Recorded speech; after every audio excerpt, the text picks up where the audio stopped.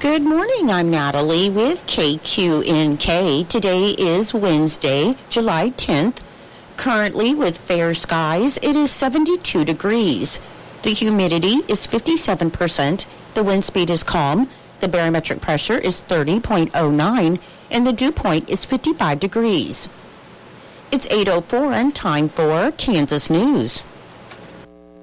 Kansas Information Network News, I'm Jen Austin. The Kansas Department of Transportation said kids are more at risk for heat strokes because their body temperatures can rise 5 times faster. Julio Flores has more. Emergency responders would like to remind parents and caregivers to never leave a child in a hot car. Save Kids reports that a child dies from heat stroke in a vehicle every 10 days on average. Over half of these tragedies are a result of a caregiver forgetting a child in a car. Cars can become 19 degrees hotter in just 10 minutes, and cracking windows does not actually help. I'm Julio Flores. Reno County currently bans large-scale commercial farms, and county commissioners are considering lifting the moratorium. It boils down to zoning laws because those would govern what could be built in certain areas. 2 more town hall meetings are scheduled across Reno County this month, July 22nd in Arlington and July 23rd in Pretty Prairie. Anyone can attend. A meeting was held Monday night in Nickerson. This is Kansas Information Network News. With today's inflation straining your budget, your Kansas Farm Bureau membership can help keep more money in your pocket. Get 15% off current published rates at Nextech Wireless. Special member pricing on select Granger products. Save on vacation and travel with Avis Budget and Choice Hotels. And join the Kansans who've switched to Kansas Farm Bureau health plans, who enjoy significant savings on nationwide medical health care coverage. Join today. For a full list of benefits, visit kfb.org/benefits. How was your drive to school? Let me tell you, I had to get my iced coffee first. I just can't seem to put it down. My favorite rapper just announced a tour. My phone was buzzing like crazy. I'm so excited. I had to text all my friends right then to talk about it. Then, someone started calling me and... Let's try that again. I turned my phone off right away. I never drive distracted. Visit StopTextStopWrecks.org. A message brought to you by the National Highway Traffic Safety Administration, Project Yellow Light, and the Ad Council. Good morning, I'm Natalie Hadley with your KQNK News. Brought to you by Firebolt Ag, LLC, serving all of your chemical and fertilizer needs. Day 13 of the Kansas Wheat Harvest Report is being brought to you by the Kansas Wheat Commission, the Kansas Association of Wheat Growers, the Kansas Grain and Feed Association, and the Kansas Cooperative Council. Rain delays continue to stretch out the season, but producers have welcomed the moisture as they turn their attention to planting fall crops and managing the weeds coming up rapidly in wheat stubble. According to Gene Falk-Jones, the multi-county agronomist with the Northwest Research Extension Center in Colby, moisture over the weekend continued to prevent harvest from wrapping up in northwest Kansas, but no one's complaining about the beneficial moisture for fall crops. Area producers started test cutting after Father's Day, and harvest kicked into full gear the following weekend. The end of harvest is now in sight, and maybe more than 3 days if the skies stay clear, and farmers say this last push feels more like last year's harvest, foggy mornings and tough wheat that can't be cut until late in the day. Yields are all over the board from 20 to 100 bushels per acre across the Northwest region, not surprising given the challenges to get standards established last fall. Weather during the grain fill period was much more favorable with moisture, fewer triple-digit days, and especially cooler night temperatures. As a result, Falk-Jones reported average test weights between 58 and 62 pounds per bushel and proteins between 9 and 11.5%, depending on the field fertility and conditions during grain fill. To follow along with harvest updates, you can use hashtag WheatHarvest24 on social media and tag at Kansas Wheat on Facebook, Instagram, and X to share your harvest stories and photos. A law to protect seniors and dependent adults from scammers took effect last week in Kansas. The bill, presented by the Kansas Department of Insurance, is the Protect Vulnerable Adults from Financial Exploitation Act and officially became law on July 1st, approaching 3 months since Kansas Governor Laura Kelly signed it. With the bill in effect, financial advisors can step in when fraud is suspected and stop any transactions to ensure they are legitimate. On July 1st, Kansas joined more than 40 states with the Protect Vulnerable Adults from Financial Exploitation Act taking effect, and it gives agents, broker-dealers, investment advisors, and representatives the ability to stop suspected fraudulent transactions for seniors and dependent adults and report them to the state. According to the FBI, scams targeting people 60 and older caused more than $3.4 billion in losses in 2023, and that's why the senior population is targeted. Scammers know that they have less experience with their computers, less experience with the ways that things are accomplished online, and they tend to click more on things that they shouldn't click on. If something seems that it's going off the guardrails or something feels a little different or a little suspicious, or you're not able to proceed in the manner that you want to with the timeline or the specifics of the transaction, then that would mean that you should be suspicious of it. If you suspect a transaction or investment is fraudulent, you're advised to contact your local police department. Lieutenant Governor and Secretary of Commerce David Tolan, alongside leaders from across the state, recently unveiled Love Kansas, a dynamic talent attraction campaign aimed at boosting Kansas's population by inviting past residents to choose the Sunflower State as their future home. And this national marketing initiative will highlight Kansas as an exceptional place to live, work, and raise a family, with a special emphasis on boomerangs or individuals with previous ties to the state. Love Kansas will focus on the state's abundant job opportunities, high quality of life, excellent education system, and affordable communities. The campaign will be driven at the local level, but will strategically target key markets across the United States with a strong focus on digital and social media platforms. Influencer and journalist engagement, as well as targeted in-person events, both within and outside of Kansas, will play a crucial role in reaching potential boomerangs. During the launch event, it was announced that the first 50 communities to partner with Love Kansas will be eligible for a $5,000 grant to assist in their efforts in attracting new residents to their communities. 19 pilot communities and 7 universities already have joined the initiative and are planning events that are aligned with the campaign's theme. A primary goal is for communities across the state to do direct outreach to past residents they have a personal connection with, inviting them to return home. The Love Kansas campaign is being spearheaded by the Kansas Department of Commerce, and for more information about the campaign, you can visit the Love Kansas website at lovekansas.com. In Nebraska news, 27-year-old Rolanda Aguilera Sabordi of Grand Island was arrested for 2 counts of terroristic threats and 2 counts of use of a deadly weapon to commit a felony after threatening his landlords with a knife. At around 11:15 p.m. on Monday, Grand Island police said officers responded to a home in the 600 block of West 12th Street after 2 homeowners reported Aguilera, who was renting their basement, threatened them with a knife. Captain Dean Elliott said the homeowners were in the process of evicting or moving Aguilera out when he pulled a knife from the kitchen drawer and threatened to stab them with it. Elliott said Aguilera did not injure the homeowners. The Grand Island Police Department said Aguilera was upset with the homeowners as he did not have the funds to move out of the basement. 2 Wyoming residents have been charged after a vehicle check led to the discovery of drugs and a gun, according to the Buffalo County Sheriff's Office. Crystal Williams and Ashley Baker, both 46, are charged in Buffalo County Court with possession of more than 140 grams of methamphetamine, and Baker faces an additional charge of possession of a firearm while committing a felony.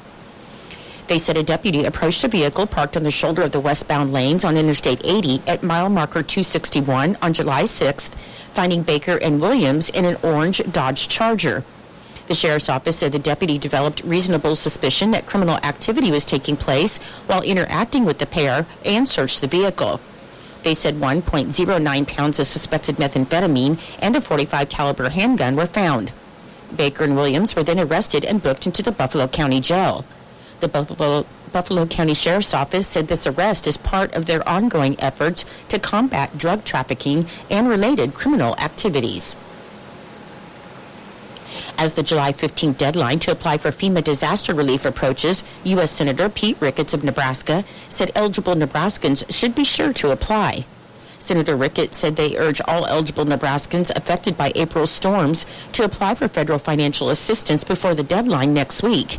He said he and his team are available to offer any necessary assistance as Nebraska's communities recover and rebuild from the severe storms.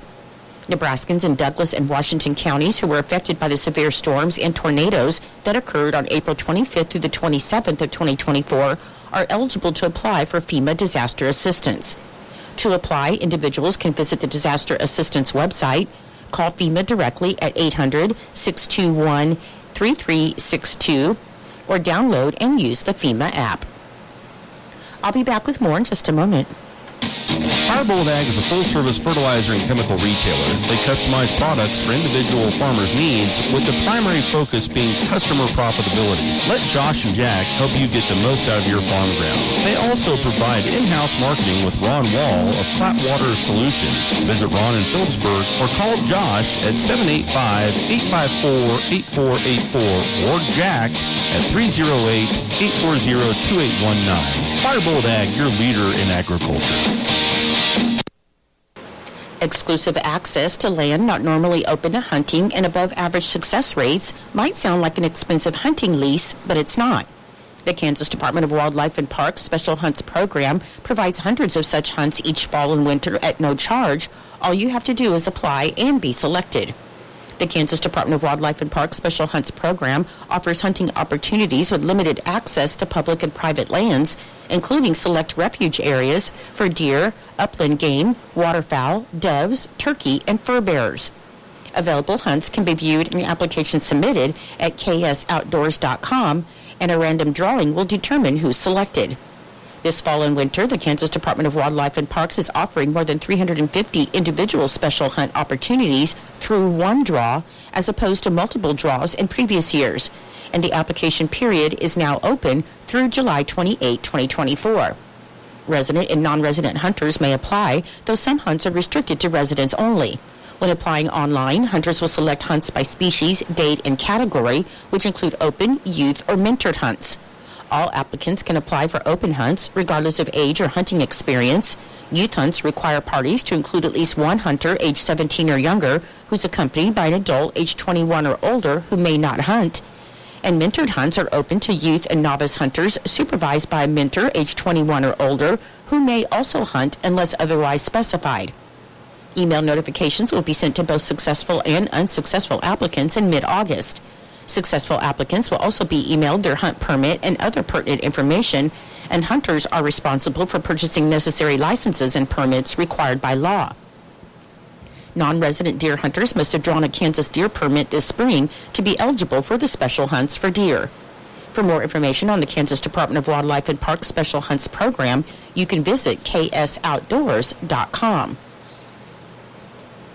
The Colby Community College Registrar's Office released the names of students who earned a place on the President's and Vice President's honor rolls for the spring 2024 semester, as the individuals completed at least 12 credit hours with no failing grades. The President's honor roll includes 106 students with a 4.0 grade point average, and 58 students were on the Vice President's honor roll and had a grade point average between 3.75 and 3.99. Students locally named to the honor rolls include, from Phillipsburg, Olivia Solita, and from Norton, Gwyneth Quintana, Faith Smith, and Katana Walker. Fort Hays State University has named 1,594 students to the Dean's Honor Roll for the spring 2024 semester.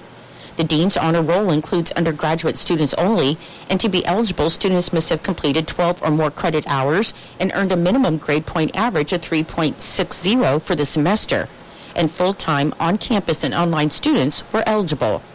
Locally, students on the Fort Hays State University Honor Roll include, from Phillipsburg, Corrine Cole, Emily Cole, Emma Honeycutt, Gracie Jessup, Jaden Meekler, and Arissa Peterson-Shea.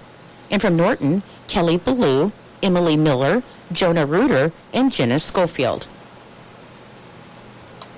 Visitation for Linda Wallmeyer, 81 of Jennings, will be held from 5 to 7 p.m. with the Virgil and Rosary at 7 p.m. on Friday, July 12th at the New Almelo Gymnasium.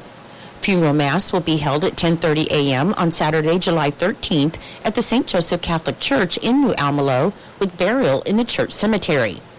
In lieu of flowers, memorials may be made to the St. Joseph Catholic Church and sent in care of Plummer Gobber Funeral Home, 215 West Main Street in Norton. And for more information or to leave condolences, you can visit plummergobber.com. Memorial services for Mary Ann Canaday, 80 of Norton, formerly of Chardron, Nebraska, will be held at 10 a.m. on Saturday, July 13th at the Norton Christian Church. and memorial contributions may be made to the Norton Flower Fund. The arrangements have been made by Plummer Gobber Funeral Home, 215 West Main Street in Norton, and condolences may be left at plummergobber.com. I'm Natalie Hadley. Your KQNK News was brought to you by Firebolt Ag, LLC, farmers helping farmers to succeed. You can contact Firebolt Ag today to get the most out of your farmland. Your KQNK weather forecast is being brought to you by Hinkle Termite and Pest Control, your Norton experts for all of your pest control needs. Your forecast for today, it should be sunny with the high near 94 and a southwest wind around 5 miles per hour becoming northeast in the afternoon. For tonight, it should be clear with the low around 62 and a northeast wind of 5 to 10 miles per hour. On Thursday, it should be sunny with the high near 95 and an east wind of 5 to 10 miles per hour. And on Thursday night, it should be mostly clear with the low around 66. I'll be back with the rest of your forecast in just a moment.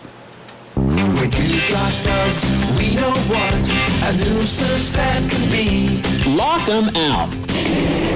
From Hinkle Termite and Pest Control, Lock 'em Out is our very effective residential insect prevention program. We'll come to your place and treat your foundation plus all insect entryways. And while we're there, receive a free termite inspection. Call Mr. Rich Wenzel, our certified technician in Norton, at 785-202-0167. That's 202-0167.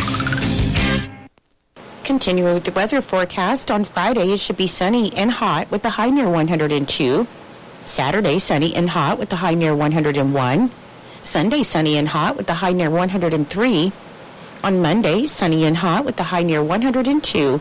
And on Tuesday, mostly sunny and hot with a high near 97. Currently, with fair skies, it is 73 degrees.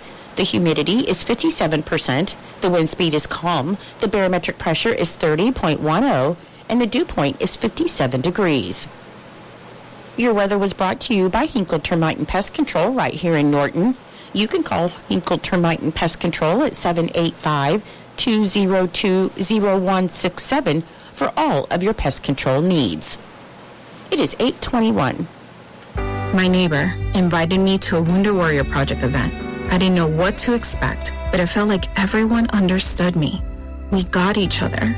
So I got more involved. I joined support groups with other women warriors, and it helped me realize a new purpose in my life. Through our hands-on programs, supportive community, and ongoing advocacy, we help post-9/11 veterans realize what's possible. Learn more at woundedwarriorproject.org/possible. Your Kansas Sports Report is being brought to you by United Northwest Federal Credit Union, where everything they do for you. Create new memories on your adventures with Visa, CU Money, reloadable prepaid cards at United Northwest Federal Credit Union. When you're ready for your next adventure, keep it going smoothly with our convenient app to manage your money wherever you are. CU Money cards are compatible with mobile wallets, secure and funds are quick and simple to access. Get your Visa CU Money reloadable prepaid card today at United Northwest Federal Credit Union, where everything we do for you. NCUA insured. KIN Sports, I'm Spencer Dupuy. The Royals were slated to start their quick two-game series with Game 1 last night in St. Louis against the Cardinals, but the tropical storm moving through St. Louis had other plans as it was raining all day yesterday and postponed the game to a split doubleheader today beginning at 12:45. Michael Wacha still set to take the bump. Game 2 set for 6:45 with Alec Marsh still set to take the bump as well. Kansas head women's basketball coach Brandon Snyder has announced that Morgan Page has been promoted to associate head coach of the program. She served as an assistant coach and recruiting coordinator for the Jayhawks for the past 3 seasons. Snyder also announced that the recruiting coordinator duties will now be shared by assistant coaches Carla Knight and Brock McGinnis. Kansas reached the postseason each of Page's 3 seasons in Lawrence, including NCAA tournament appearances in 2022 and this past season in 2024, while capturing the 2023 WNIT. With her on the sidelines, KU has won at least 20 games in each of the past 3 seasons, the longest such streak for the program since 2011 to 2013. Kansas Information Network Sports, I'm Spencer Dupuy.